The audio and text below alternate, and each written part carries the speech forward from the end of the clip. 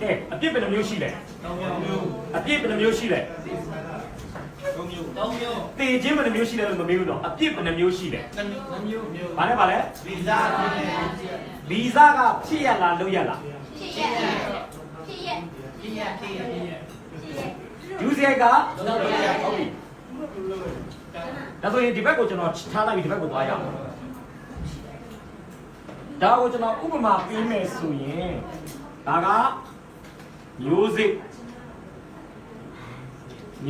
xí nhé, bên xí lại, bên xí nhé, tí lại, ông nó music cả, cho nó đó thế mà xí đấy, biết gì à này tụi đấy, anh ấy tụi đấy, visa này tụi đấy. Bên ngã đó, cho nó cố gắng này tụi đấy, biết ta này tụi đấy, thấy chưa mấy? Thế nên bây giờ nhiều thế thì, cho nó thêm mà mấy cái cái bảo là visa biết điều đó, này tụi đấy, biết gì à? Lưu trữ mà biết gì à cả khu vực gì đấy, biết gì à? Phải sang cái tụi bao nhiêu đấy? Anh đi, bên ngã này tí là này, tí của đó, biết nhiều lúc rồi, phải đấy? Anh là cái phải cái này có mấy số điều gì à? Visa biết của đó SIN xin lúc đông bị đó, chú sẽ biết của đó SIN xin, đó là nhà cái, đó lưu trữ mà visa biết cái khu vực gì bên này, chú sẽ biết cái đó lâu yên lâu đó, che đó là bao lâu đấy, theo đó mà chú này cũng đã rồi, tí à rồi, chú bạn tí đấy, bên gì mà chú bạn từ lâu mà, chẳng biết, biết gì à rồi bao lâu này, gì này, đó đó rồi chỉ à, thì phải của chúng nó qua mày. Chú dễ của chúng nó ấu sự khỏe chén. Chú dễ của.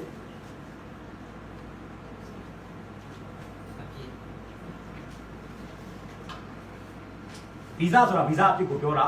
Chú dễ là thì của biểu ra. Còn đó. Chú dễ của nó ấu sự khỏe chén này.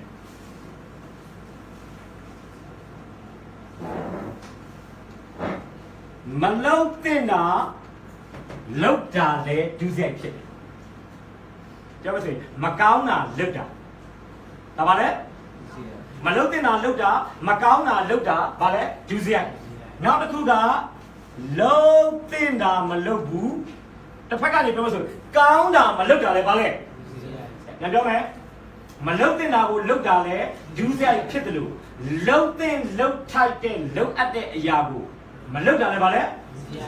Ta thấy chú dễ bên miêu xí đấy.အခါမှာလူတစ်ယောက်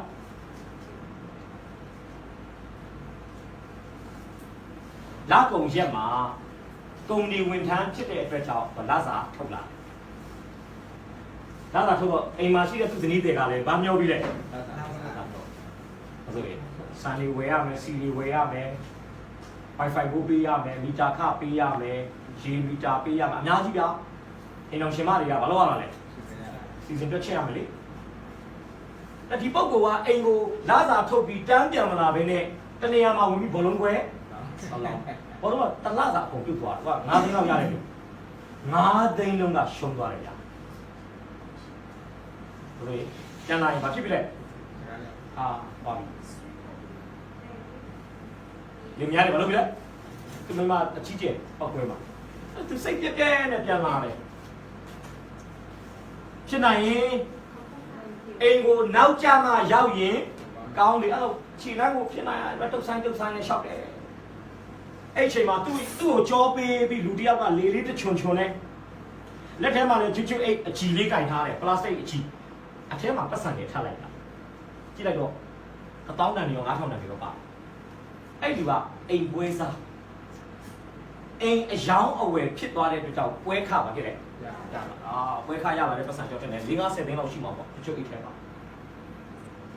သူမျက်စိကဘယ်ရောက်သွားလဲအဲ့ချိန်မှာအိမ်ရောက်ရင်ဇနီးတယ်နဲ့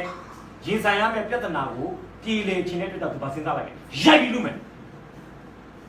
မတတ်နိုင်တော့ဘူးလေအဲ့ဒါသူရိုက်ပြီးလူမယ်လို့စဉ်းစားတယ်လမ်းဘေးနားမှာနှစ်တလက်မဒုတ်တစ်ချောင်းကအစင်သက်နှစ်တလက်မဒုတ်ဆိုတာလူရိုက်လို့ပါဖြစ်တယ်လက်ထမကင်လေတိတိစီရှိတယ်သူကလူလက်နဲ့ကွက်တိပဲအဲ့နဲ့ဘာလို့လဲ နေ့တလမတို့ကခြေတန်းလုံနဲ့နောက်ကနေသွားလမ်းပြီးရတယ်တိတ်မလင်းဘူးလေခန်းချင်းဒီလောက်ပဲရှိတာအဲ့ဒါဟိုအရှိကသွားနေတဲ့အိမ်ပွဲဆောက်ကအနောက်စိတ်ကနေကျေးဇူးပြုလိုက်တာဖောက်ခွေလိုက်တာသူလက်စားကဘယ်လိုရိုက်လဲမကောင်းချက်ချင်းခွေကြသွားတယ်ဗျအကောင်းမှသူ့လေးထွက်အားလုံးလိုက်တယ်အဲ့ဒီပတ်စံအိတ်ပတ်စံကျွတ်အိတ်ထိုးပြီးတော့ဒီလက်သွားတယ်ဒါဆိုရင်ဘာဒုစရိုက်ကိုလုပ်တယ်ဘာဒုစရိုက်လုပ်လဲနောက်တစ်ယောက်ကတော့အိမ်မှာဘာမှစားစရာမရှိတဲ့အတွက်ကြောင့်ဘဲဥကိုရေနွေးနဲ့အတကုံပြုတ်တယ်ပြီးတော့အခွန်ကောင်းကောင်းခွာတယ်ကျွန်တော်ဘဲဥဟင်းကိုလို့ခေါ်တယ်ရွှေကောင်းပြောင်ဟင်းလို့လည်းခေါ်တယ်တလုံးတစ်ဝါဒီဟင်းလို့လည်းခေါ်တယ်အဲ့ထမင်းကိုစီနဲ့စားနဲ့ပပနေနဲ့ဘဲဥပြုတ်ပြီးတယ်ဘာလို့လဲစားပြီးရေခဲတက်တာကိုဖွင့်ရေခဲတစ်ခွက်ကိုထုတ်ကောနဲ့တောက်ပြီးတော့သွားကြထူးတန်းကိုယူပြီးတော့ဘာလို့လဲ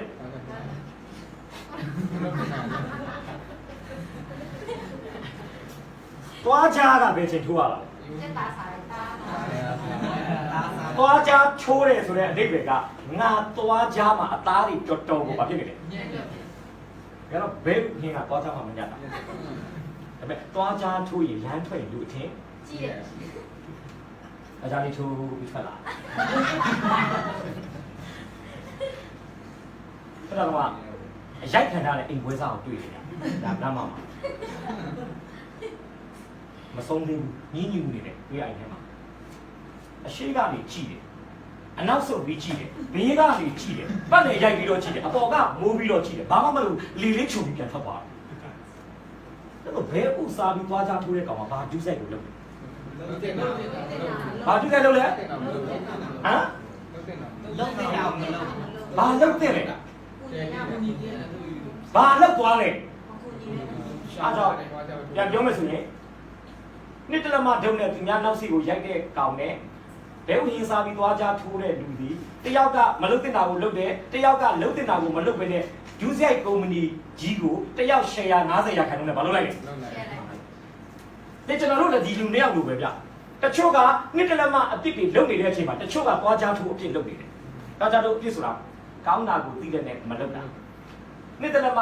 ဒုံအပြစ်ဆိုတာမကောင်းတာကိုသိရတော့နဲ့မရှောင်နိုင်တာအဲ့တော့ဒီကလူတွေဘာအပြစ်များမယ်ထင်တယ်သွားကြထိုးအပြစ်များမလားနှစ်တလမအပြစ်များမလားသွားကြထိုးဟောညမယ်ချင်းလေကိုရိုက်တာတော့ပူများသွားကြထိုးမလုပ်တင်တာလုပ်တာပူများတော့ပေါ့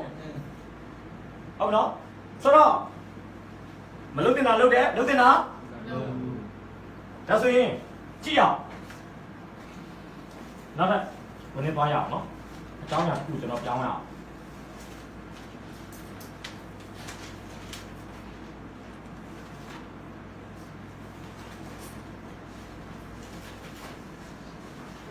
နံပါတ်5ကိုသွားရအောင်ကြည့်လို့ရပြီလားနံပါတ်5ကိုသွားမယ်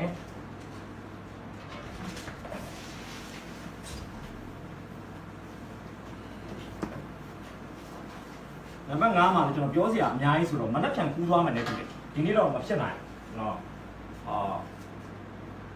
အခုကျွန်တော်ပြောတဲ့ဟာကဒီနေ့မှကျွန်တော်ပြင်တဲ့ဟာเนาะ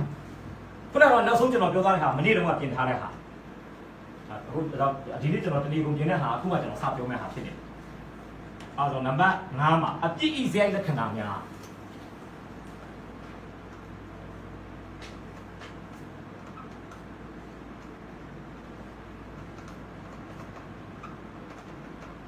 ဘာလဲပထမဆုံးပါဆွေးနွေးခဲ့တယ်အပြည့်မူလအစစัจ java မှာလူစီဖာအားဖြင့်လောကမှာအာဒံအားဖြင့်ကျွန်တော်ပြောခဲ့တယ်အပြည့်ရဲ့မူလအစပြီးတဲ့အခါမှာကျွန်တော်ဗာဆက်ဆွေးနွေးတယ်အပြည့်အဓိပ္ပာယ်တားမြစ်ချက်ကိုကျူးလွန်၍စံချိန်ပြီးဗာဆက်ပြောတယ်အပြည့်အခါပေခြင်းပြီးရင်အပြည့်အမျိုးအစားဗီဇာနဲ့ဒုစရိုက်အခုပါလဲအပြည့်ဇယိုက်လက္ခဏာယေရမိအနာဂတ်ကျမ်းခန်းကြီး၄ပိုင်းငယ်22ကိုကြည့်ရအောင်ယေရမိ4:22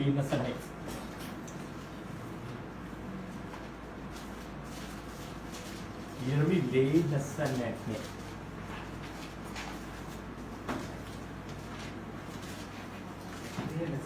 โอเคဟမ်ဟာလား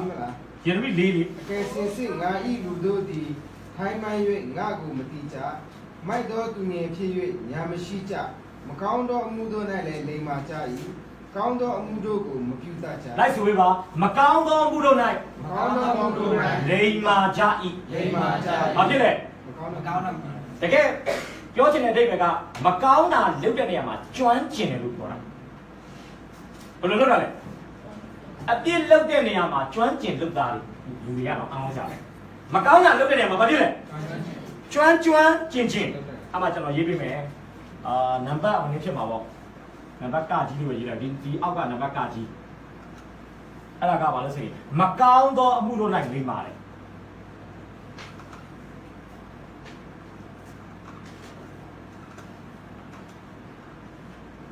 မကောင်းသောအမှုတို့နဲ့လိမ္မာတယ်ဆိုတဲ့နေရာမှာဝိဇ္ဇာကိုဝိတ္တမှာကျွမ်းကျင်တယ်အဲ့ဒီအောက်မှာခေါင်းစဉ်ငယ်၃ခုကျွန်တော်ပြောမယ်ပထမခေါင်းစဉ်ကလူရဲ့ကိုယ်ခန္ဓာသည်အပြစ်စိတ်ယုံဖြစ်တယ်။ဘာလဲအပြစ်စိတ်ယုံလူတယောက်မွေးလာတယ်ဆိုတာအပြစ်လုပ်မဲ့စိတ်ယုံလေးတစ်ယုံတိဆောက်လိုက်တီချောင်လိုက်တာနဲ့တူတယ်။ကလေးကိုနာမည်ပေးတယ်ဆိုတာကအဲ့စိတ်ယုံနာမည်ဘာလို့လဲစိုင်းမုတ်တင်ပွဲတယ်ဘာလို့လဲအဲ့ဒီကလေးလေးကြီးပြင်းလာတဲ့အမြအပြစ်လုပ်တယ်ဆိုတာအဲ့စိတ်ယုံကထွက်ကုန်ပြီဘာလို့လဲထွက်ကုန်နှစ်ဆတိုးညစ်ကြစိတ်ယုံကတက်တန်းကြာလာလေးစိတ်ယုံမှာကျွမ်းကျင်လုပ်သားတွေများလာပြီးတော့စိတ်ယုံရဲ့ဘာခေါ်မလဲဈေးဘက်ကလည်းဘာဖြစ်လာလဲဒါကြောင့်ကြည့်ရအောင်အပြစ်စိတ်ယုံလူရဲ့ခန္ဓာကိုယ်တစ်ခုလုံးမှာအပြစ်လုပ်တဲ့ဘာနဲ့တူလဲအဲ့မှာကျွန်တော်ဖော်ပြမယ်ဟေရှာယ1:5 နဲ့ 6ဟေရှာယအနာဂတိကျမ်းအခန်းကြီး1အပိုင်းငယ်9နဲ့6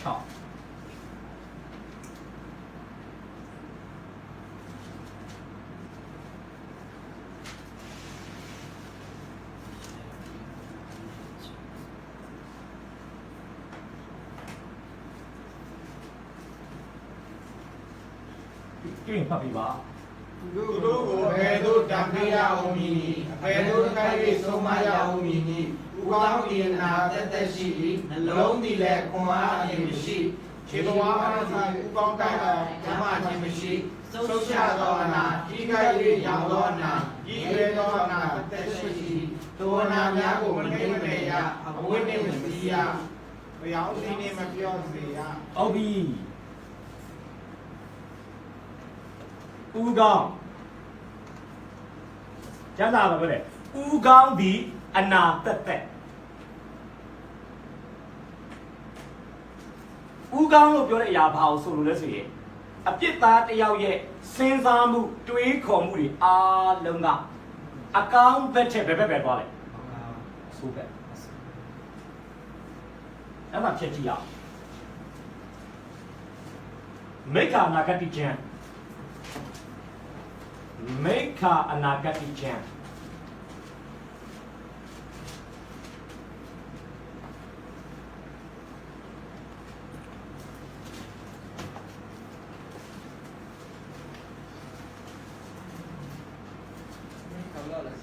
နိုင်နော်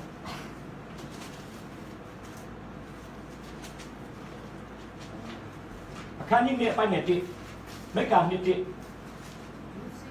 လူရက်ကိုပြုခြင်းကအိယာပေါ်မှာမကောင်းသောအကြံကိုကြံ၍ဘိုးတင်းသောအခါတွင်အင်းရသည့်အတိုင်းပြုတတ်သောသူတို့သည်အာမင်္ဂလာရှိကြ၏ဒါတော့မကောင်းမှုတို့ဤအစအိယာက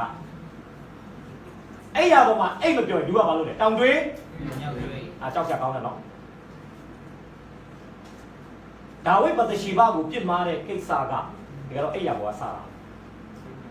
စစ်တိုက်မဲ့အချိန်မှာစစ်သွားမတိုက်ဘူးလမ်းတော်မှာနေခဲ့တယ်ရှင်မင်းတယောက်ဖြစ်သည့်အားလို့ဆိုတာစီဦးထောပတ်တွေဘာလုပ်လဲစားတယ်အဲ့ရပေါ်မှာဇိမ်ခံအိတ်နေနေကျွန်တော်ထင်တယ်သူဘာလုပ်မလဲစဉ်းစားပါလိမ့်မယ်ဒီအချိန်မှာမိမချုံချုံလေးတယောက်ဒါငါနာရောက်လာလို့ရှိရင်စဉ်းစားမယ်အဲ့လိုစဉ်းစားရင်းနဲ့အိတ်ကျော်သွားလိမ့်မယ်အဲ့ရကနိုးလာတယ်ခန္ဓာကိုယ်မှာအားအင်လေးပြေးဝပြီးနိုးလာပြီးတော့ဝရဏမှာဇင်းတန်လျှောက်တယ်မျက်စိကအစာကျွေးတယ်ကိုကြည့်ဖြစ်ကျွန်တော်မသိရှိပါလေအချိန်မှာဘာလုပ်လဲဒီချိုးတယ်ဒီချိုးလာမြင်တော့ဒါတော့အဲ့အချိန်ကညဦးချိန်ဆိုတာညီကိုမသိသတိအချိန်အကြီးတန်းကားတဲ့အချိန်လို့ပြောလို့ရတယ် မောင်စားပြောတဲ့အချိန်မှာရေချိုးနေတဲ့မိမတယောက်ရဲ့ကောက်ကြောင်းအလှကိုဒါဝိဒ်ကမြင်အောင်မလုပ်နိုင်နဲ့ကြည့်တော့အရင်သဘောကျတော့မေးလိုက်တယ်အဲ့ဒီကောင်မရေချိုးတဲ့ကောင်မလေးကဘာလုပ်လဲဟိတ်တိလူဥရိယရဲ့ဇနီးပါတဲ့ရှိပါပါရလိုက်တော့သူညာမိမဆိုဘာလို့မကောင်းလဲစွမ်းခေါ်ခဲ့ကျမလိုက်ဒါဆိုရင်လူတွေမြင်တာပြစ်မှားတာလေအဲ့ပြစ်မှားခြင်းကဘယ်ကနေလာတာလဲအဲ့ရပေါ်မှာစဉ်းစားတာကျန်ကဥကောင်းဒီအနာတသက်ကျွန်တော်တို့လုပ်တဲ့မကောင်းမှုအများစုကကျွန်တော်တို့အတွေးထဲကနေဘာလုပ်တာလဲအတွေးကိုလူကအပြင်မှာဘာလုပ်တာလဲအကောင်းလို့ခေါ်တာအားကြောင့်ပောက်ကရမတွေးအောင်ကျွန်တော်တို့အတွေးကနှုတ်ပတ်တော်ဆင်ခြင်ခြင်းနဲ့အချိန်ပေးတာပါဖြစ်တယ်အရန်အားနေပြီဆိုရင်ဟိုတောင်တွေးတော့တွေးမတွေးနဲ့အားနေပြီဆိုရင်ကျန်းစာကိုဆင်ခြင်အောင်ပြီအဲ့ဒါဆိုရင်တော့တတ်ပါလိမ့်မယ်မဟုတ်ပဲနဲ့အတွေးကိုနေချက်ပြီးတော့ဘာလို့လဲအတွေးနေချက်အတွေးကဘာပတ်အတွေးမြန်မာပြည်ပြန်တော့ဆရာရကောင်းမယ်နော်အဲ့ဒါဥကောင်းဒီအနာတသက်ဟုတ်တယ်ကျွန်တော်တို့ကဥကောင်းဒီအနာတသက်ဆိုတာကျွန်တော်တို့ကမကောင်းတာဘာလို့လဲခုနမိက္ခာနှစ်တစ်ကျွန်တော်လူဆိုတဲ့တရားဝါကအကောင်းချက်ဘာကိုပို့တွေးလဲမကောင်းတာမကောင်းတာဒါကြောင့်ကျွန်တော်တို့တရက်တပတ်တလကျွန်တော်တို့တွေးသမျှတာ TV ဖန်သားပြင်ပေါ်မှာဒီဟာကတော့ဒီတပတ်တာကာလညီကိုဘဒူညီမဘဒူတွေးခဲ့တဲ့အရာတွေကိုအခု TV ဖန်သားပြင်ပေါ်မှာရှုစားရပါတော့မယ်ခင်ဗျာဆိုတော့ကိုတွေးတာကိုတော့ပြန်ကြည့်ရဲပါမလားလို့ကျွန်တော်စဉ်းစားတယ်ကျွန်တော်မလေးရှားမှာဒီအသင်းတော်နှစ်ပါးကခရိယန်အိမ်တော်နဲ့ပတ်သက်ပြီးကျွန်တော်သင်ခိုင်းတာဟာတမတ်နဲ့အဲ့ဒီရှမ်းအသင်းတော်ကကြာပါပြီလွန်ခဲ့တဲ့3နှစ်လောက်ဖြစ်ပြီအဲ့ဒါကျွန်တော်အများကြီးလာတာပေါ့အများကြီးလာအိမ်တော်ခရိယန်အိမ်တော်အကြောင်းဆိုတော့ကျွန်တော်သွားတာတခြားသင်ခန်းစာသင်ဖို့ကိုရောက်မှဆရာမတစ်ယောက်ကဘုံတိုင်းကိုကျွန်တော်ခိုင်းလိုက်တော့ကျွန်တော်လည်းအဲ့ဒီခန္ဓာလို့ခေါ်တဲ့စာအုပ်ဆိုင်ကိုပြေးပြီးတော့စာအုပ်တွေအမြန်ဝယ်ရတယ်ဝယ်ပြီးတော့မှအချိန်ရတာလေ့လာအဲ့အချိန်မှာဘာပါလဲဆိုတော့သူတို့ရှင်းထားတာနော်လင်မယားနဲ့ရောက်လမ်းလျှောက်တယ်ဆိုပါစို့တဲ့လမ်းလျှောက်ရင်တဲ့ဇနီးတဲ့လုပ်တဲ့လူကမိန်းမတစ်ယောက်ကိုတွေ့ရင်အဲ့ဒီမိန်းမရဲ့အဝတ်အစားကိုကြည့်ပြီးတော့တွက်ချက်နေတယ်အင်ကြီးဘယ်လောက်လဲယောက်ျားကတော့အဲ့အင်ကြီးကိုမကြည့်ဘူးလေအင်ကြီးအောက်မှာရှိတဲ့ခန္ဓာကိုယ်ပုံခေါ်ပြီးကြည့်တယ်သူကယောက်ျားနဲ့မိန်းမရဲ့ပါလဲဟွာချက်အများကြီးပဲပါမိန်းမတွေရေချိုးရင်ကြားတယ်ယောက်ျားတွေကရေချိုးရင်လည်းအကုန်တပြိုင်နက်အကုန်လုပ်တယ်တမျိုးပေါ့နော်သူကအမှနိုင်ရှင်ထားနော်ယောက်ျားရဲ့ဖုန်းနဲ့မိန်းမရဲ့ဖုန်းမတူဘူးအဲ့တော့အမြင်တော့ဟိုဖုန်းမှာထားတဲ့ဖိုဒါတွေစောက်တာတွေပါတယ်အမျိုးရမ်းกว่าတယ်ယောက်ျားရဲ့အခန်းနဲ့မိန်းမရဲ့အခန်းရဲ့မတူဘူးဟိုဗာလဲမိန်းမတွေကခီးထွက်မယ်ဆိုရင်ကြိုတင်ပြင်ဆင်တာလားယောက်ျားတွေကတော့9မိနစ်10မိနစ်တည်းမှာအဲ့ထဲကိုပစ္စည်းအားလုံးပါလို့ရတယ်ထည့်လို့ရတယ်မိန်းမတွေကတော့တစ်ပတ်နှစ်ပတ်လောက်ကြိုတင်ပြီးအဲ့ဒါကနိုင်ရှင်တာကြားနဲ့အဲ့ထဲမှာဘာဖြစ်လဲမိန်းမတစ်ယောက်ဒီမိန်းမတစ်ယောက်ကိုတွေ့တော့အခါတိုင်းသူ့ရဲ့အဝတ်စာအပြင်ခွန်ကြီးကိုကြည့်တယ်ယောက်ျားတွေကြားတော့လည်းအပြင်ခွန်မကြည့်ဘဲနဲ့အတွင်းခွန်ဘာလို့လဲဒါကြောင့်ပြောချင်တာပါလေဥကောင်းဒီအနာတက်တက်ဆိုတာလူကဘာလို့တာများလဲမကောင်းတာတွေးတယ်ကဲမျက်စိမတဲ7355ဖတ်ပြီကောင်းမိုင်းနေခြေတော့ပိုင်းအောင်ဆင်းမယ်နော်မတဲ7355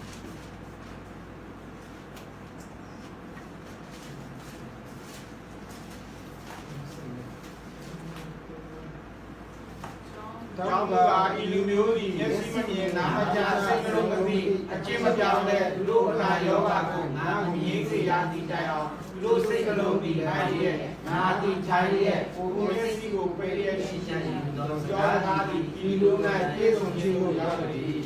ပြောချင်တာကမျက်စိဒီဖျားသခင်ကြည့်စေမြင်စေခြင်းတဲ့အရာတွေကိုမကြည့်မမြင်ပဲနဲ့အဲ့ဒါရဲ့ဆန့်ကျင်ဘက်မကောင်းတဲ့အရာတွေကိုဘာလုပ်လဲကြည့်ချင်တယ်မြင်ချင်တယ်ဆိုတာတွေ့ရတယ်ကျွန်တော်ကျမ်းစာကြည့်ရအောင်ဓမ္မရာဇဝင်ဒုတိယဆောင်အခန်းကြီး7စောစောလည်းပြောပြီးသွားပါပြီ7အပိုင်းငယ်22ရာ7အပိုင်းငယ်22ရာ7အပိုင်းငယ်2နောက် Một tí nhau ra này đào ý gì đào sẽ ra mà cái gì nó hú có mà sẽ ra quá gì lo sẽ là đồ mấy mà đeo gì chú đi cùng như nào mùi không mấy mà cả về tụi đi cũng sẽ đi bên nhà đi đây là mi đây cả phụ đây là cái gì này ya và đây là cái gì cũng sao đi ok now ma tên là nó sẽ còn nó sẽ shit ma tên là nó sẽ còn nó sẽ shitရှင်မသက်ခင်မကျန်းခန်းကြီး9အပိုင်းငယ်29 28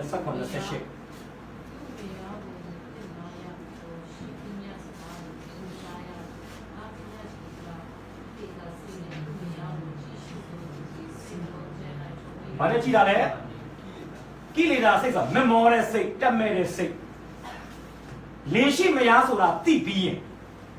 မရိုးသားတဲ့အကြည့်တွေနဲ့အဲ့ဒီအမျိုးသမီးပေါ်မှာဘာလို့မကောင်းတော့ဘူးလဲစက်ကြည့်ဖို့အပြိုလို့ထင်ပြီးတော့ကြည့်မိတယ်ဆိုထားလိုက်တော့အိမ်အောင်ရှိမှန်းသိပြီးရင်ဘာလို့မကောင်းဘူးလဲဒါကျမ်းစာမှာလည်းပြောတယ်လေယေရှုဘုရားကသင်ရဲ့မျက်စိကမှားယွင်းစေနေမျက်စိကိုဖောက်ပါလို့ပြောထားမှာတကယ်မျက်စိကိုဖောက်ခိုင်းတာမဟုတ်ဘဲနဲ့ကိုယ့်ရဲ့ကြည့်ရှုမှုတွေကဘုရားဘုံမထင်ရှားတော့ဘူးဆိုရင်ယတန်းကကျွန်တော်မျက်စိဒီကောင်းတာနဲ့မကောင်းတာဆိုဘာကိုပိုကြည့်ချင်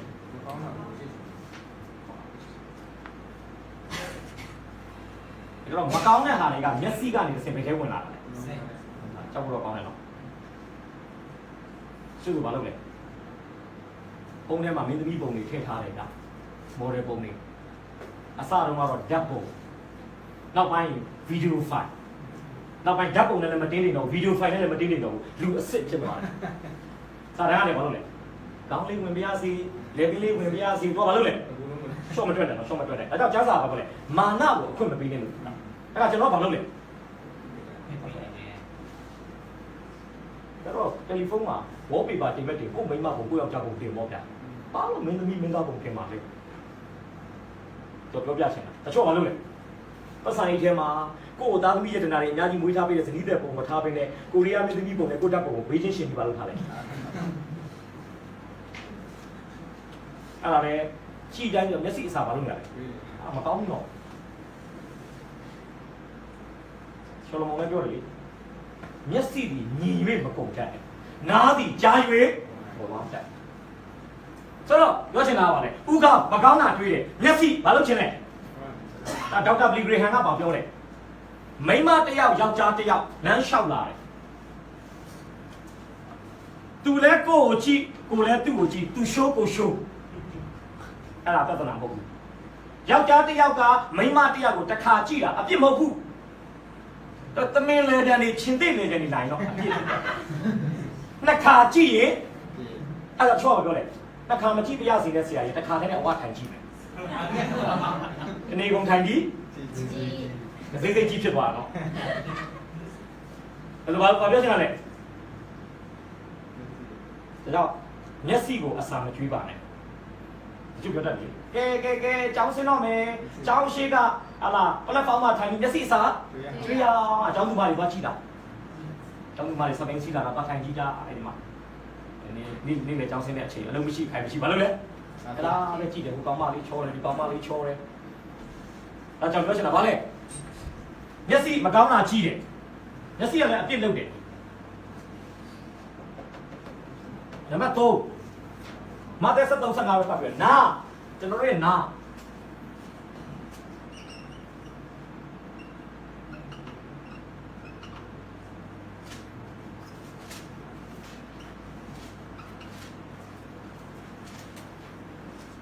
ဟုတ်ပြီပါ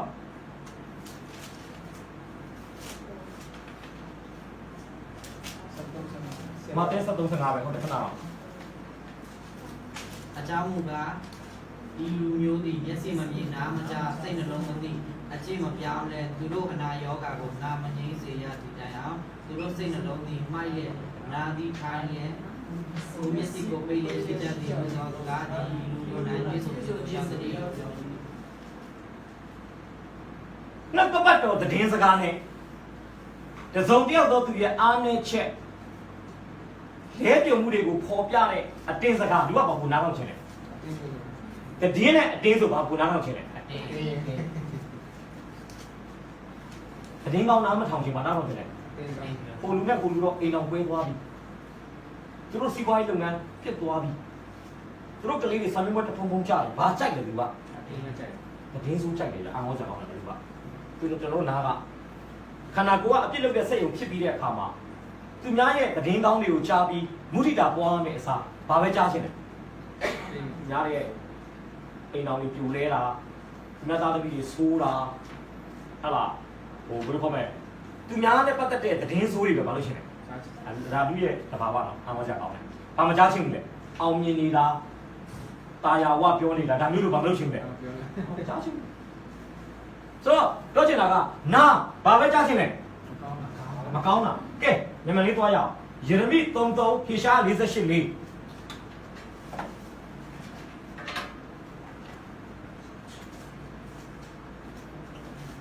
ကျွန်တော်ရဲ့နှစ်ဖူးယေရမိ33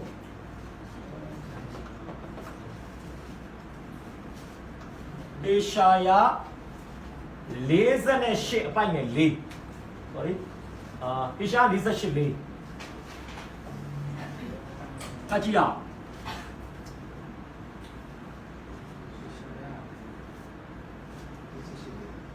ယေရမိ33ကိုရင်ဖတ်ပြီ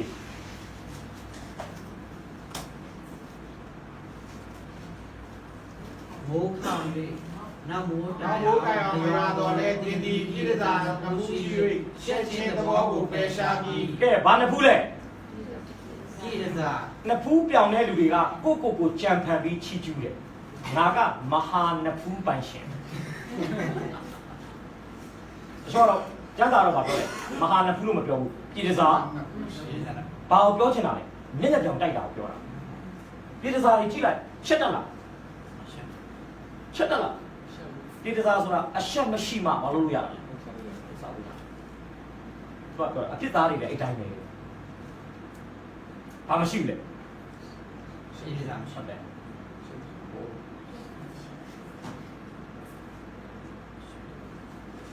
အုံဒီမှာအလုပ်လုပ်တယ်ဌာနဆိုင်မှာအလုပ်လုပ်တယ်ခိုးလို့ရတာကိုခိုးတယ်လို့မပြောဘဲနဲ့အချမ်းအခန်း bonus စသဖြင့်အဲ့စကားလုံးတကယ်တော့ဒါဘာလို့လာလဲတခိုးပဲလေလက်စီရောက်ပြီးတော့မှဟိုကုမ္ပဏီကကားကိုစီဖောက်ပြီးတော့ရောင်းပြီးတော့မှကိုယ့်ရဲ့ pocket money ရှာတာဒါဆိုရင်တကယ်အမတချို့ကအဲ့ဒါကိုတစ်ဖက်ဆိုင်မှာထိုင်ပြီးအရသာရှိပါလို့လေတကယ်တော့မင်းဒီနေ့ဘယ်လောက်ခိုးလဲငါဒီနေ့ဘယ်လောက်ခိုးလဲဆိုတဲ့အကြောင်းကိုကောင်းတဲ့စကားလုံးလေးတွေနဲ့အဲ့ဒါကိုလည်းအပြစ်လို့လည်းသူတို့ order pass မှာဘာမှလုပ်တော့ဘူးလေ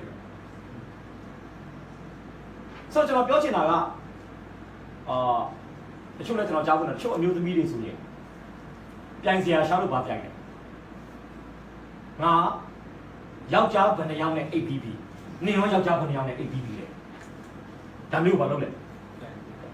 ကြောက်စရာကောင်းတယ်နော်ပြောတာဘာလို့ကောင်းတာလဲချက်ဖို့ဒါယူကဘာဖြစ်သွားလဲဒီစားနှစ်ဖူးနောက်ကြည့်အောင်အေရှာ48လေးဒီစားနှစ်ဖူးကြည့်အောင် တင်းဒီခိုင်မာတော့သဘောဆန်းကြောင်းလဲပြီးခြေဝါနှစ်ခုနေပြေဆုံးဒီကူ ဘာနှစ်ဖူးလဲခြေဝါနှစ်ဖူးဆိုတော့ခပ်ပြောင်ပြောင်ခဏလည်းဒီပါမျက်နှာပြောင်တိုက်တာဒါဘာပြောချင်လဲဆိုရင်မကောင်းမှုလောက်ရနိုင်အရှက်မဲ့တယ်ဘာမဖြစ်တော့ဘူးလဲ ရှမ်းရှိ အပြစ်ကိုပတ်ဝန်းကျင်ကိုဂရုမစိုက်တော့ဘဲနဲ့ငြိမ်ငြိမ်ရှက်ရည်ကိုဘာလို့လဲဘယ်သူမှပြီးမစိုက်တာနည်းနည်းတောင်တိုက်တယ်နည်းနည်းတောင်တိုက်ဆိုအားမျိုးလေဒါတော့ဘာလို့ကောင်းလာလဲမရှက်ဘူးဒီနေ့ပြစ်သားတွေကအပြစ်လုပ်တာမရှက်တော့ဘူးဒါမြန်မာစကားတော့ပေါ်လာတယ်လေယူသူမရှက်ယူရှက်ဒီခေတ်ကြီးမှာအပြစ်လုပ်တဲ့လူတွေရှက်ရမယ်အစားအပြစ်လုပ်တဲ့လူတွေနားကိုဖြတ်တန်းသွားတဲ့လူတွေကပြန်ပြီးတော့မလုပ်ရဘူးရှက်နေရကဲကြည့်အောင်တော့သူဟေရှာ48လေးပဲဖတ်ပြပါလေဘင်းလည်းအပြစ်လုပ်တယ်ဟေရှာ48လေး ဖြစ်ဘူးသောအရာကို တင်းဒီ ဒီမီခိုင်မာသောတဘောတန်ကြောင်းလေပင်ခြေဝါနှစ်ခုနှင့်ပြေဆုံးသည်ကိုငါသိတော် ဟုတ်ပြီနှစ်ဖူးကကျေးဝါနှစ်ဖူး လေပင်ကတန်ကြောင် လေပင် ပြောချင်တာပါလေမကောင်းမှုလောက်ရနိုင်ခိုင်မာတဲ့သဘောရှိတယ်လေပင်ခိုင်မာလား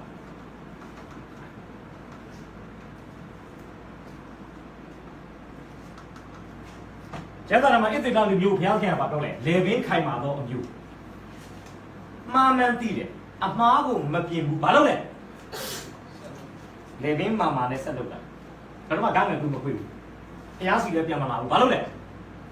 အဆုံးထိမိုက်တယ်သေတဲ့ထိ မိုက်တယ် အဲ့လိုမျိုးပြပါအဲ့ဒီမှာလည်းဘာရှိလဲဘာလေပင်လဲတန်ချောင်းလေပင်ဘာနှစ်ဖူးလဲ ချင်းပါ ခပ်ပြောင်ပြောင်နှစ်ဖူးကခပ်ပြောင်ပြောင်လေပင်ကခပ်မာမာတောက်ဆက်ကောင်းတယ်နော်ဒါကျွန်တော်တို့ဘာလုပ်လဲအပြစ်ကိုလုပ်တဲ့ခါမှာမဆုတ်တန်းခံစစ်ကဲသူဘာလုပ်လဲမပြင်ဘူးဟေးဘယ်တော့မှမပြင်ဘူးဘာလုပ်မလဲလို့ဆိုတာတတိရှိရနော်ဟိုလောက်ကပတ်တော်နဲ့တတိပေးလည်းမရဘူးဘာပြောမရဘူးဗျာဘာဖြစ်လဲဆက်လုပ်တယ်ဒီနာတည်တဲ့အထိမိုက်မယ်ဆိုတဲ့လူတချို့ရှိတယ်ဘယ်တော့မှအမှားမပြင်ဘူးသူတို့ရဲ့ကိုတည်တဲ့ order pass ကကျန်းစာအရာပြောမယ်တန်ဘူးခတ်တဲ့ order pass အနေရွတ်တွေဘယ်လိုပွားလဲအနေရွတ်ပေါ်မှာအနာပေါက်ရင်အဲ့အနာမနာတတ်တော့တချို့ကအပြစ်ကိုထက်ကလုပ်တယ်ဖခင်ကထက်ကတတိပေးတယ်နောင်တမရဘူးဆက်လုပ်တယ်ကြာလာတော့အကျင့်ရသွားပြီဗျာမာလာရမာလာဘာလို့မှဒီမဆိုင်ကျန်တာလည်းမဆိုတစ်ကောအခန်းကြီး9မှာအဖေကနောက်အိမ်အောင်ပြုတယ်နဲ့တူတယ်ကျွန်တော်ထင်တယ်မရင်ကြီးဆုံးပြီးမရင်ငယ်ယူနေတူတယ်အဲ့မရင်ငယ်ကသားနဲ့ဖောက်ပြန်တာအဲ့ဒီအကြောင်းကိုသားကတကယ်တော့အဖေမိန်းမဆိုတာကိုယ့်ရဲ့မာမီလေးမာမီလေးနဲ့အိတ်တာကိုသားကတကယ်တော့မှားမိနေတာမှတူသိနေရအဲ့ဒါကိုသူကဝါကြွားပြီးလိုက်ပြောတာဟဲ့ငါအဖေမိန်းမနဲ့ငါဘာလုပ်ခဲ့လဲညအိတ်ခဲ့အဲ့ကိစ္စကိုကောရီသူအတင်းတော့မှာဝမ်းနေရမယ်ဆိုဝမ်းမနေတဲ့အပြင်ကိုအဲ့ပုံမှာဝါကြွားတယ်လို့ပြောတာတစ်ကောခန်းကြီးကတစ်ကနေငါဖတ်ပေးပါဆိုလည်းမခိုင်ပါပြောမယ်ဆိုရင်ပြည်သာနှစ်ဖူးရှိတာတူပဲကြီးဝါနှစ်ဖူးတန်လေပင်အဲ့ဖြစ်မှာတွေ့ရလိမ့်တစ်ကောခန်းကြီးကတစ်ကနေငါ တရားတော်မြတ် ဘု ဘု ဒ္ဓ ရား အမညာမဟုတ်ဘာဤမနာ ဟုတ်ပြီစပါမယ် ဘာ ဘိုင်းနာကိုသိယူချင်းတည်ဟူသောသာနာပလူတို့တွင်မကြားရသောမိထုံ၌မိဝဲသောသူသည်တင်တို့တွင်ရှိကြောင်းကိုအနံ့အပြားကြော်သောတာ ပြောချင်တာပါလေမယုံကြည်သူအတိုင်းဝိုင်းမှာတော့ဒါမျိုးမချဘူးတဲ့အခုကခရစ်တော်ရဲ့ကိုယ်ခန္ဓာဆိုတဲ့အသင်းတော်ထဲမှာဒီလိုမတရားသောမိထုံကိစ္စမဖြစ်နဲ့ဓမ္မအောင်ကျမ်းရဝိပ္ပယကျမ်းရကြည့်လို့သွေးသားတော်ဆက်တဲ့လူတွေထဲမှာကျမ်းစာပြောတယ်လေမိမတယောက်ကဖေးနဲ့သားနဲ့မပေါင်းအောင်ပြောတာဟုတ်လို့ဘာဖြစ်နေလဲအပြည့်စက်ဖတ်ပြပါ ဘုသောပြုသောသူကိုတင်တို့အထက်မှနေပြုံးမိအကြောင်းစိတ်မသာညီတွားခြင်းကိုမပြု မာနကောင်ဝါရဲ့နေကြ၏ထို့ကြောင့်ငါဒီခန္ဓာအပြည့်တင်တို့နှင့်ကွာလျက်ရှိတော်လဲဝိညာဉ်အပြည့်မကွာကိုယ်တိုင်တင်တို့နှင့်အတူရှိတဲ့ကဲ့သို့ကိုတို့ကြောင့်သူကိုယခုပင်ငါစီပြီးစီချက်ဝင်မူကအာရုသခင်ယေရှုခရစ်၏အခွင့်အားဖြင့်တင်တို့၏ငါဝိညာဉ်နဲ့အတူစီဝေးပြီးမှအာရုသခင်ယေရှုခရစ်၏ဘိုးတော်ကိုအမိပြု၍တို့၏ဝိညာဉ်သည်ယေရှုခရစ်၏နေ၌ကဲ့ဒီခြင်းတို့ကြောင့်ဒီကြောင့်သူ၏ခန္ဓာရဲ့သက်စီဖို့ရာသူကိုစာခံလက်တို့အာဏာကြတယ် ဒါဒီလူကဘောင်းငယ်မဲ့ဘောင်းငယ်ဖြစ်ပေမဲ့ဖျားသားသမီးဖြစ်ပြီးမဲ့ခန္ဓာကိုယ်ကိုအပြည့်လုပ်တဲ့စက်ယုံနေနဲ့မလုပ်လဲကြောက်စရာကောင်းတယ်နော်သူခန္ဓာကိုယ်ကလည်းပြားဖို့ခုနပြောတယ်ညနေပြောင်တိုက်ခဲ့ကြဒီကိစ္စကိုလုပ်ပြီးတယ်ဆိုရင်တော့မှဖုံဖုံဖိဖိနဲ့လူတိသွားမှစိုးရင်တဲ့ပုံစံနဲ့နေရမှာအခုတော့မလုပ်လဲကြော်ကြားလိုက်ဒါတော့ဘာလို့လဲအမှားမတင်ဘူးကန်းငွေကိုမကွေးဘူးလေပြီးမှဖြစ်လဲနောက်ပိုင်းမှာတော့ရှင်ဘောလူစာရေးပြီးနောက်ပိုင်းမှာတော့တစ်ကောရောက်တဲ့ခါမှာဒီလူနောင်တရတဲ့လက္ခဏာတွေ့တာကျွန်တော်ပြောချင်တာတစ်ကောကိုရေးနေတဲ့အချိန်ဒီရှင်ဘောလူဘယ်လောက်တော့ပြောလဲမင်းကိုခန္ဓာကိုစာနယ်နဲ့ထည့်အပ်တိလိုက်ပြီးပါတယ်မင်းဝိညာဉ်ကယေရှုခရစ်ရဲ့နေ့ရက်မှာကယ်တင်ခြင်းရောက်ပါစေပြောချင်ဒီလူပါဆုံးရှုံးပါအချိန်မတန်မင်းနဲ့ပြရမယ်ဗျာဖျားထားတဲ့လူသက်တမ်းကိုပြည့်အောင်မနေရဘူးသို့တော်စီးပြီးပါ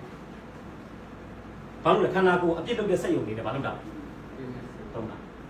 ပြောချင်တာဘာလို့လဲလေဘင်းနောင်ကမရဘူးမှန်မှန်သိတယ်အဲ့ဒီအမားကိုငြိမ်ရင်ရှက်ရင်အရသာရှိဘာလို့လဲဒါကျမ်းစာမှာရှိတယ်လေသ ตีပြစ်ထိုက်တဲ့ဒုစရိုက်နဲ့ตีပြစ်မထိုက်တဲ့ဒုစရိုက်ตีပြစ်မထိုက်တဲ့ဒုစရိုက်ဆိုတာကမတော်တဆမှားမိတယ်စိတ်မကောင်းဖြစ်တယ်နောက်တော့ပြန်ရတယ်အဲ့ဒါတော့ตีပြစ်မထိုက်ตีပြစ်ထိုက်တဲ့ဒုစရိုက်ဆိုတာမှားမှန်သိတယ်ဘုရားမကြိုက်မှန်သိတယ်ဆက်အပြစ်ထဲမှာဆက်လုံနေတာဒီအပြစ်တစ်မျိုးကိုပဲထက်ခါအဲ့ဒါကတော့ตีပြစ်ထိုက်တဲ့ဒုစရိုက်ဘုရားမကြိုက်မှန်းသိတယ်မကောင်းမှန်းသိတယ်လောက်ကွက်တော်ကလည်းပေါ်ပြတယ်ယုံကြည်သူကလည်းမပြင်ဘူးဗျအဲ့ဒါကြောက်ဆက်ကောင်းတယ်နော်အဲ့ဒါပါလေလေဘင်းဆိုတော့ကြည့်အောင်နံပါတ်6ကကျွန်တော်တို့ရဲ့အပြစ်သားတစ်ယောက်ရဲ့နှုတ်ခမ်းနဲ့အပြစ်တရားတစ်ယောက်ရဲ့ရှာတွဲလိုက်တော့မယ်ကျွန်တော်နှစ်ခုလုံးနှုတ်ခမ်းနဲ့ရှာယောမ33:14မကောင်းတာပြောတယ်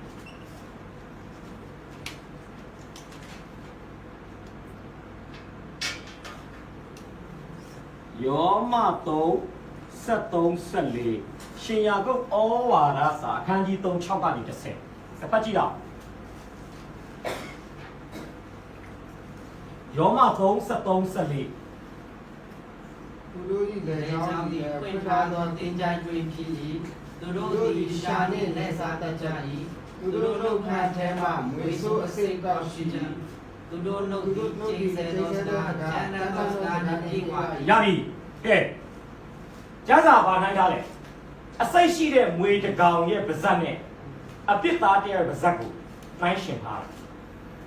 မွေဘွေးတို့မွေဟောက်တို့ရဲ့ပါဇက်ထဲမှာအစိတ်အတောက်ရှိသလိုအပြစ်သားတရားရဲ့ပါဇက်မှာလည်းမရှိတယ်စိတ်ပြောချင်တာပါလေ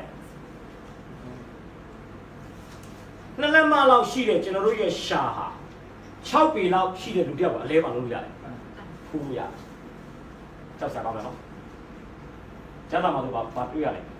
ယေရမိကိုငါတို့ရှာနဲ့ရိုက်ကြကုန်အောင်ဆိုတော့တကယ်ရှာနဲ့တော့ရိုက်တာမဟုတ်ဘူးဘာလုပ်လာလဲဟုတ်နဲ့ယေရမိကိုစကားနဲ့ချချင်တာအဲ့ဒီအစ္စလူမျိုးတွေကရှာကြောက်စရာကောင်းတယ်နော်ပြောချင်တာပါလေကျွန်တော်နှုတ်ခမ်းကကြမ်းတမ်းတဲ့စကားကျင်စေးတဲ့စကားတွေပြောနေဆိုတော့ဘာဖြစ်လဲဒါကဘာပဲလဲပါဇက်ကိုအပြစ်လုပ်တဲ့စက်ယုံအနေနဲ့ဘာလုပ်နေတာလဲတချို့ကအချိန်လုံးကျွန်တော်တယောက်ကြားဘူးလေဗျအသိတော်တစ်ပါးမှာတက်တည်လာခံတယ်ဘာကြောင့်လဲတော့မပြောတတ်ဘူးဗျစကားတစ်ခါပြောရင်အစဲတစ်ခါပါတယ်ဖျားရှင်ကောင်းပြတ်ပါတယ်လို့ပြောပြီးတစ်ခါဆဲတယ်စကားဆက်ပြောအဲ့ဆဲတာကသူကနောက်စကားပြောဖို့အချိန်ယူတဲ့ conjunction စကားဆက်လေဒီကတော့ရေချက်ရှိဆဲတာတော့မဟုတ်ဘူးသူရှာပါဇက်ကအချင်းတချို့တို့ရေးထားတယ်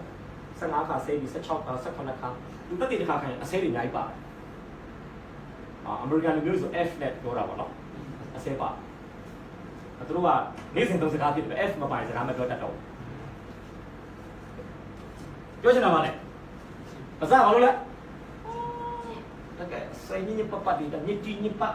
တချို့တို့ခန္ဓာကိုယ်အောက်ပိုင်းအပြာရောင်တန်းနဲ့ညစ်ညူးတဲ့စကားလုံးမပိုင်ဘာမပြောတတ်ဘူးလေဟုတ်တယ်မောင်နှမအချင်းမကြားတဲ့မိသားစုအတူမလာတော့စကားရအခုနောက်ပိုင်းကြည့်ပါရုပ်ရှင်တွေလူရှင်တွေဘာလို့လဲအဲ့ဒီတိတ်လုံးနေအဲ့ဒါဘာမှမလူကရည်စရာလို့ဟုတ်တယ်ဆိုတော့ကျွန်တော်ပြောချင်တာပါလေ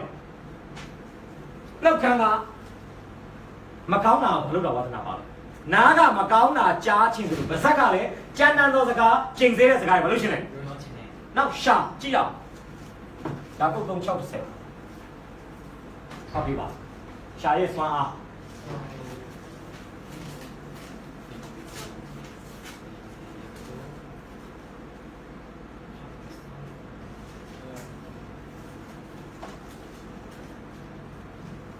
ရှာဒီမီဖြစ်၏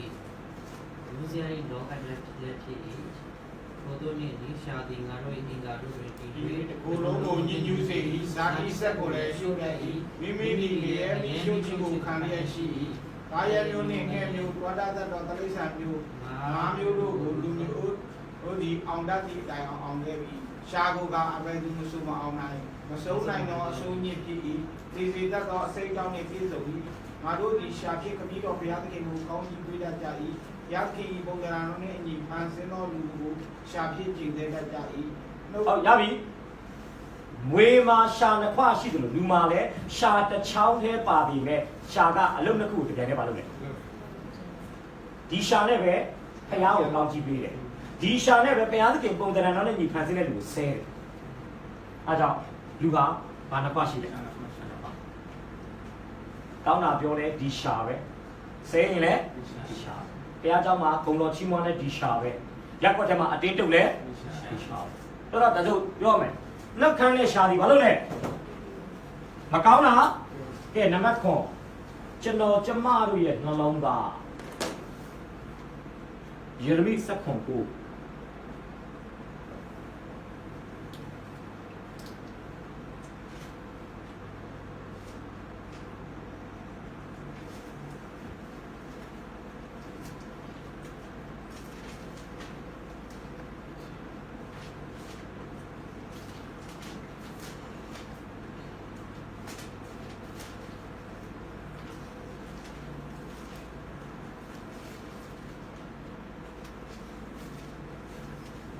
ယေရမိနဂတိကျမ်းခန်းကြီး7:9စိတ်နှလုံးသည်ခ ခတ် တ် သိ သိ မ်း မ်း သော သော အ အ ရာ ရာ ထ ထ က် က် ဆ ဆ င်း င်း ရဲ ရဲ တ တ တ် တ် ၏ ၏အ အ လို လို လို လို ရွေး ရွေး သော သော သ သ ဘော ဘော ရှိ ရှိ စိ စိ တ် တ် နှ နှ လုံး လုံး သ သ ဘော ဘော ကို ကို ဘ ဘ ယ် ယ် သူ သူ သိ သိ နို နိုင် င် သ သ န န ည်း ည်း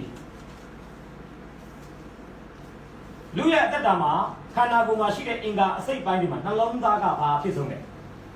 အဆိုးညစ်ဆုံးဟောနောက်ကြည့်အောင်ကဘာဦး6မှာ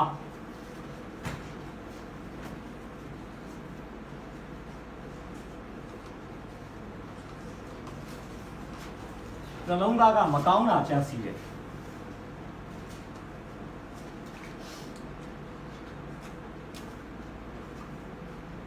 ဖတ်ပေးပါ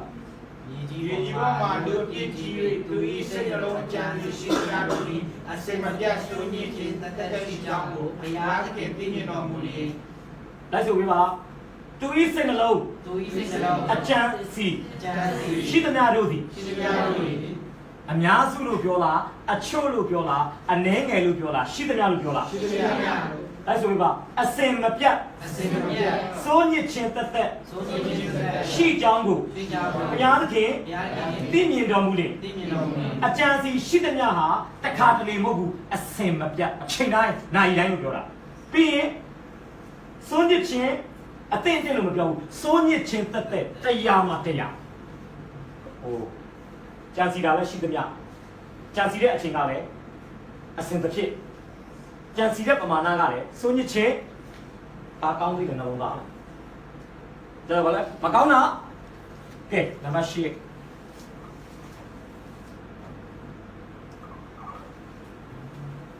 ဟေရှာယ15ပတ်ပေးပါ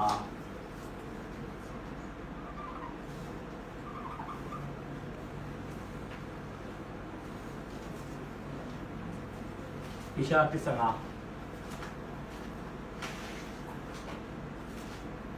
သင်တို့သည်လက်ဝါးတို့ကိုထမ်းကြသောအခါငါသည်မျက်စိကိုလွှဲမည်များစွာသောပထနာကိုပြုကြသောအခါငါသည်နားမထောင်သင်တို့လက်တို့သည်အသွေးနှင့်ပြည့်ကြ၏တို့ဘာလုပ်လဲလူတက်တာလဲဒီလက်ပဲဖယားသခင်ရဲ့မျက်မှောက်တော်ထဲမှာလက်မြောက်တာလည်းပါပဲလေ ဒီလေးလည်းပဲ ဒါဝိဒ်ကိုဗိမာန်တော်ဆောက်ခွင့်မပေးတဲ့အကြောင်းရင်းကပါလေသူ့လက်ပြီးစစ်တိုက်ပြီးလူတွေအသက်အများကြီးပါလို့ထားတယ်ဆိုတော့ပြောချင်တာကျမ်းစာမှာလည်းပြောတယ်ယေရှုကပြောတယ်လက်တီမှားယွင်းစေတယ်လက်ကိုဖြတ်ပါတကယ်လက်ကိုဖြတ်ခိုင်းတာမဟုတ်ဘူးတော့ကိုယ်လက်ရဲ့လှုပ်ဆောင်ချက်တွေကဖျားပုံးမထင်ရှားဘူးဆိုရင်ရက်တန်းကမျက်စိကကြည့်တာလည်းဖျားပုံးမထင်ရှားဘူးဆိုရင်တကယ်မျက်စိကိုဖောက်ခိုင်းတာမဟုတ်ဘူးလေရက်တန်းကရက်ခြေထောက်ကမှားယွင်းစေတယ်ခြေထောက်ကိုဖြတ်ပါဆိုတာခြေထောက်ကိုဖြတ်ခိုင်းတာမဟုတ်ဘဲနဲ့ကိုယ့်ရဲ့သွားလာမှုတွေကဖျားပုံးမထင်ရှားရက်တန်းကဒါဆိုရင်မကောင်းတာလုပ်ပြဲကဲကြည့်အောင်နံပါတ်9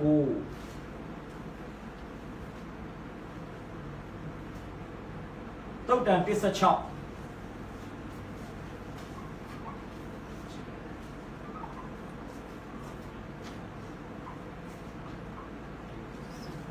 တုတ်တန်16ယောမ35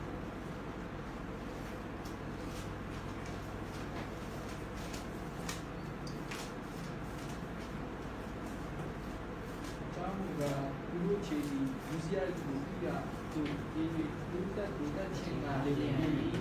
ခြေရောက်ကဘယ်လိုသွားလဲ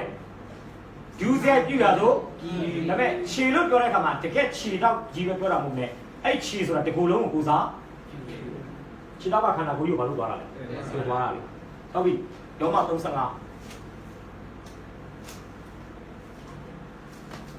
ယောမအခန်းကြီး3ပိုက်နဲ့15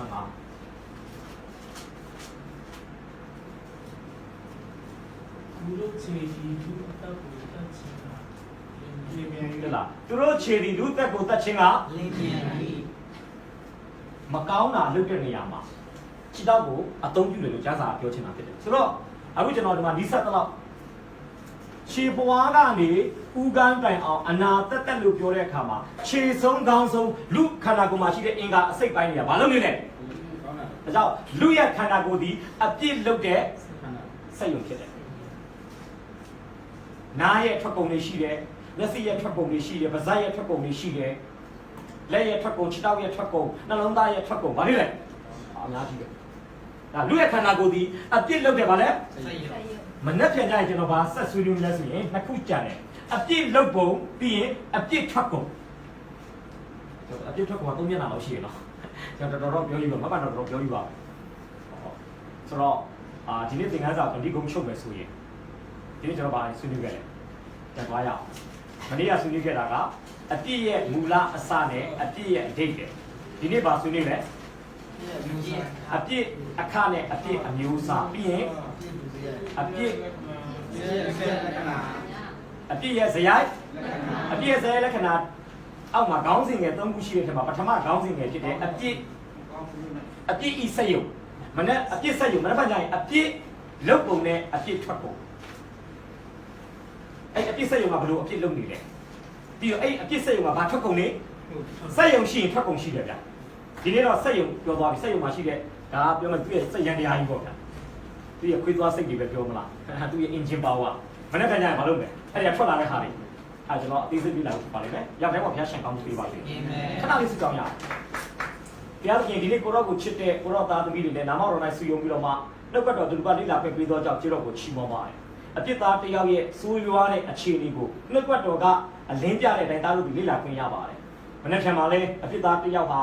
အပြစ်ကိုဘလို့ကျူးလွန်နေကြောင်းအပြစ်သားတယောက်ရဲ့အသက်တာထဲကနေအပြစ်ရဲ့ထွက်ကုန်တွေဘလို့မျိုးထွက်နေကြောင်းကိုဆက်လက်လေ့လာခြင်းနဲ့အတူအပြစ်သားဟာမကောင်းတာကိုကျွမ်းကျင်စွာလုပ်သလိုကောင်းတာကိုလည်းမလုပ်ဆောင်တတ်ကြောင်းကိုမနေ့ကမှတော့ဆက်လက်လေ့လာမှာဖြစ်ပါတယ်ဆက်လက်နှုတ်ကတော်အပြီးစကားပြောပါသွန်သင်ပါနှုတ်ကတော်မိကိုစင်ကျင်စရာအကြောင်းစမ်းစစ်စရာအကြောင်းဖြစ်စေပါဒီနေ့အလားတူပို့ဆောင်တဲ့ဖျားပြန်သွားမဲ့ခီးစင်ပါလေအသက်တာသူကိုကောင်းချီးပေးကွယ်ကာပြီးအထံပြန်လဲပို့ဆောင်ပါနောက်ဆက်တဲ့ရာမတော်များကိုယေရှုပြိုင်ရဲ့သုံးနာမနဲ့စကားဖေရှာပြီးတော့မှအချိန်တိုင်းကိုလက်တော်၌ဆက်ကပ်တဲ့အခါမှာယေရှုပြိုင်ရဲ့သုံးနာမနဲ့ချီးမွမ်းတဲ့အချိန်တိုင်းကိုလက်တော်၌ပြန်လဲဆက်ကပ်အနံ့ကြပါတယ်အဖထာဝရမြတ်စွာဘုရားရှင်အာမင်